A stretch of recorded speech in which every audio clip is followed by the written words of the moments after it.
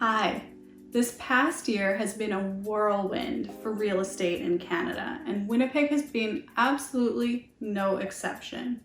What we've seen in this market is an incredibly strong seller's market, with prices this year compared to 2020 up 12% in average, with some areas hitting much more than that in terms of price appreciation. So that leaves questions for current homeowners. Should you be cashing out in a market like this to try and take advantage of the real estate market, or should you be staying put?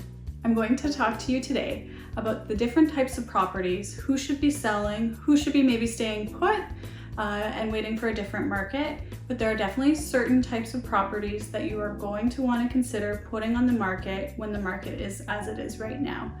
Because in a more balanced market or even a buyer's market, they represent properties that are a little more tricky to sell. Stay tuned.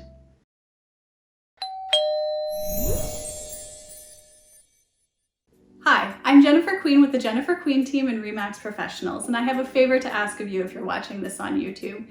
Could you please hit that subscribe button below? It really helps us in making sure that you're seeing all the content we're coming out with this year. And if you like this video, you can wait till the end, but please hit that like button. It really helps us in determining what kind of content to create. Now, you may have noticed that properties within Winnipeg have been incredibly hard to get into this year. I'm sure you've seen it on the news or heard it from a friend, but there are rampant bidding wars this year and a ton of competition. A lot of this is all spurred on by the low inventory we've been seeing since the start of COVID, as well as the low interest rates that we are also experiencing, which has made affordability for buyers so much more attractive.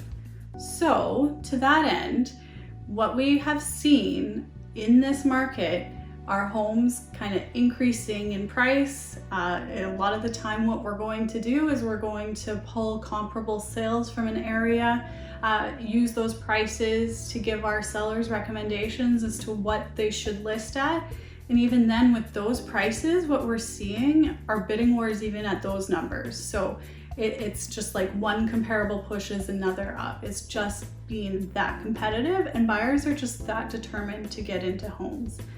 To give you some perspective for this year over last, my husband Logan, who's also a realtor, actually sold a property to his clients a year ago. They transferred into the province and then they lived in the home. They took care of it, but they really didn't do any major renovations in their ownership. Then they found out they were getting transferred to another province. So now they had to turn around and sell their home almost a year to the date later. And they made $100,000 more on that property than they did, or than they paid for it a year prior. So when you think about it, like, where else can you make money at that kind of rate in Canada? And I think you would be hard pressed to find anywhere that could have a return that great. But it does indicate that perhaps there is some volatility to the market. So in my opinion, there are people that should be taking advantage of this market. But there's also people that I think should be staying put so that they're just not fueling that fire. So I give that tale to you as a cautionary tale of just how crazy the market is and how caught up people are getting in it. And there have been some indications that we might be seeing a little bit more of a balanced market in 2022, but there are still these bidding wars. I was one of 14 offers just the other night. So even though it's fall now, it's getting later in the year into winter, when we would typically say it's not an ideal time to sell, inventory levels haven't caught up yet. So if you are considering selling, I still think you will do very well in the current market. So who should be selling now? There are certain types of homes that have a certain type of criteria, I would say, that would do better in this market than in a more competitive buyer's market. And I do think those homes should be taking advantage, or homeowners, I should say, should be taking advantage of this market. So here are some examples of the types of homes that would fare better in this market as opposed to a more balanced buyer's market. So functionally obsolescent homes would be a good example of this. Functional obsolescence is designed as a home's usefulness or desirability being decreased because of an outdated design, layout, or functionality that is not easily changed. These homes may no longer meet today's buyers' needs. So an example would be perhaps a 2-bedroom home with no room to add a 3rd bedroom in a family-oriented area. Or an area where most homes have garages, but perhaps the way a house is situated on a lot is not conducive to having a garage, so it makes it impossible to add one. Or even a home with 3 bedrooms, but only 1 bathroom, and adding a 2nd bathroom isn't an option. Depending on area, like if you're in a more high-end area in Winnipeg, having a home without an ensuite can also be quite a deterrent. So you kind of get the picture. It's things that are not easy to add on to a home or would be quite costly to add on, but a lot of the time they are impossible. So we call that functional obsolescence, in that what the market expects within the home, within the area, won't conform. Another good example is if you have a very small lot in an area, say like Charleswood, where there's many large park-like lots. So I say all this, but then I want to talk to you about what we've seen with functionally obsolescent homes in this market. I have sold plenty of 2-bedroom homes this year in bidding wars, homes with small yards, homes also without garages in areas where many of the homeowners do have garages. We've done quite well on them, and this is indicative again of this market. So while you might see that there's just some things or issues with any of these homes, there's just been no inventory. So people are looking to get into homes anyways, and maybe these ones had a little bit less competition, but there was still competition in most of the cases that I've seen, and they ended up doing quite well. Keep in mind too that as we approach a more neutral market, which we haven't yet, but as we do, that these homes with functional obsolescence do become much more difficult to sell. If buyers are comparing a home with a large lot to a home with a small lot, it's usually a very obvious and easy decision for them to choose the home with the larger lot. But again, this is why I would recommend taking advantage of this market if you think you could be in a functionally obsolescent home. But please reach out, like we can always give you advice on that and let you know if there are weaknesses about your home that would make it a good contender to sell now. Other types of homes that have been a little trickier to sell in a more balanced market but are doing just fine in this crazy seller's market are homes in less than desirable locations. So examples of this would be homes that back onto railway lines, or a home maybe in a commercial area where the neighbors adjacent are heavy industrial, or even just apartment complexes looking down into a backyard. Another good example is if you're on a busy street. In a more balanced and neutral market, these homes are always harder to sell. They sit on the market for a little bit longer, but not in this case. Again, same reason as before, no inventory has made people much less picky about the homes they're getting into. So, for example, we just recently sold a home that backed onto railway tracks, and that home sold in a bidding war. Nobody seemed to care. They liked the home enough that they would not worry, I guess, about the railway tracks in the backyard. And those homeowners did just fine. But yes, in a more balanced market, I think that home probably would have sat on the market for much longer and probably had to do a price reduction or two. Another type of home that has done quite well in this market are homes that have what we would call a lot of deferred maintenance type issues. So deferred maintenance is a nice way of saying perhaps the owner hasn't been keeping up with the home. So say your shingles are older and are starting to curl and they're in need of replacement, or you live in a 70s home that still has those 70s aluminum sliding windows, or old electrical, or just when buyers are seeing it's items that should have probably been updated but just haven't been over the years. Those homes are actually doing quite well this year.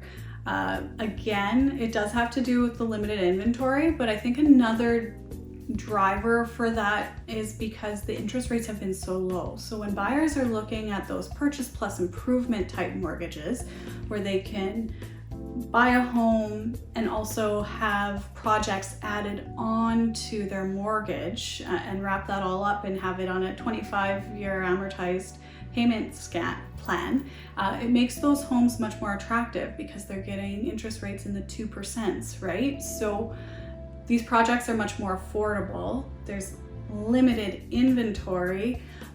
It makes these homes much more attractive, and we haven't really had any issues selling homes with old shingles, old windows, you name it.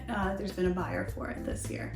So if you have a home where perhaps you've been putting off doing some of these projects that perhaps people would be looking for in a more balanced market, honestly, take advantage of the market, and I would recommend trying to sell sooner rather than later.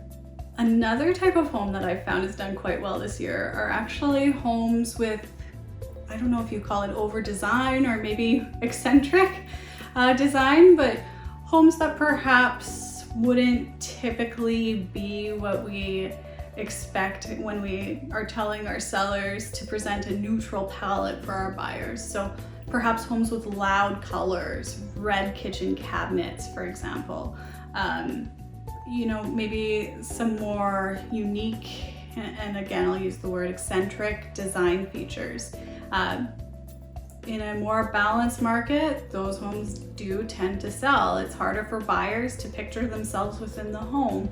But in this market, with the options out there, buyers are definitely becoming more willing to consider homes and consider putting some paint and their own touches into it, just because, again, mortgage rates are quite affordable. They can afford to do projects, and heck, if it gets them into a home in this market, they're happy to do these projects. So who doesn't need to sell in this market? Well, if you're not planning on selling in the next few years anyways, there's no point in trying to sell now just to cash out, I would say. But if your timeline is a year or two out, then it might be something to look into and consider selling. But also if your home doesn't match any of these criteria. So really, the criteria I've been giving is typically homes that would be more difficult to sell in a more balanced market because there's something, I guess you could say, wrong with them.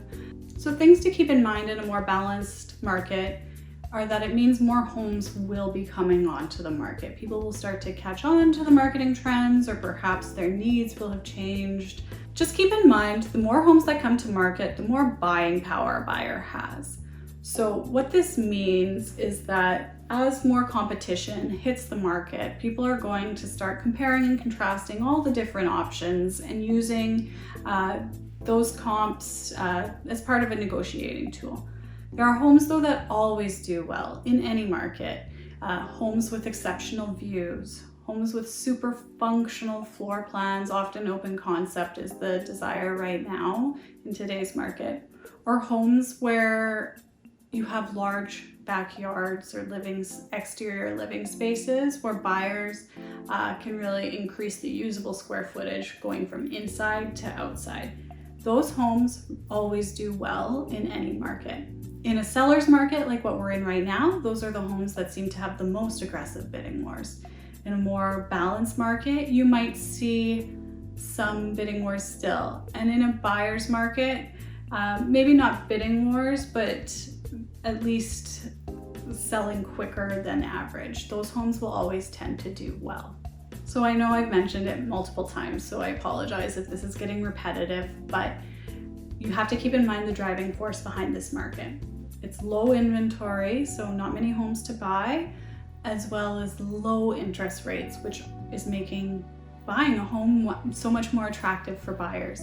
So there's a couple metrics that you're going to want to keep an eye on, and honestly, I don't expect you to keep an eye on it, but I would say reach out to your realtor and ask them to help you keep an eye on it. We do the same for all of our clients, but Interest rates. So if you start hearing the Bank of Canada announcing the overnight rate increasing, the overnight rate is what the big banks use as their baseline when figuring out their interest rates for their mortgage.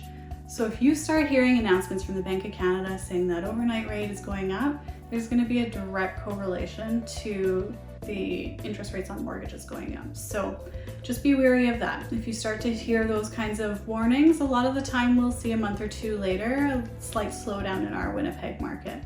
Another thing you're going to want to keep an eye on is lifestyle changes of the community as a whole. So what we saw was almost a mass exodus when COVID struck and people started selling their more centrally located homes to move to suburbs or rural even. But as people get called back to work, we might see some changes in behavior for these people as well. So if you start seeing that return call to work, more people returning to work, perhaps those lifestyle changes where those commutes now are no longer attractive, we might see some more inventory hitting the market. So it's just something to keep an eye on. And you can also reach out to your realtor. If you don't have one, feel free to reach out to us, but reach out to your realtor and ask them if they could just keep an eye on the inventory levels hitting the market. So if you're a homeowner in this market and you're considering selling in the next couple of years, please reach out to us.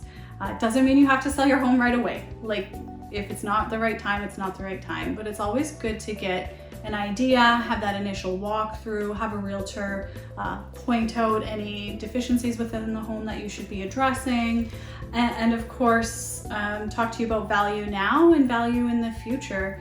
Obviously there's no crystal ball, but we can at least project and give an idea on the types of markets we're experiencing and how we think your home would perform in those markets. As always, thanks so much for watching. I know this format was a little bit different, but we're trying to just answer some of those questions, and this one couldn't be answered as quickly as some of our Keeping It Realtor footage. So it made sense to shoot a little bit more longer format. But if you do like this video, please feel free to hit that like button below.